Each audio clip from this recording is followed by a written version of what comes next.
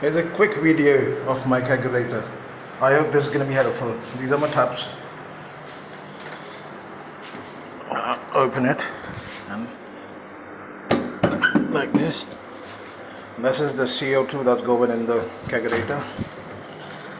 Got 4 5-gallon coney kegs in it. This is what it looks like. I keep my glasses here in the freezer unit. They're always chilled. That's a normal PC fan that circulates the air inside it, and these are the connections for the taps.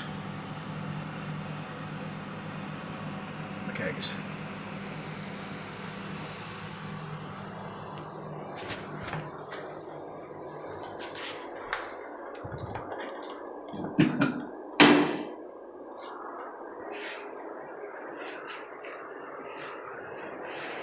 Cheers.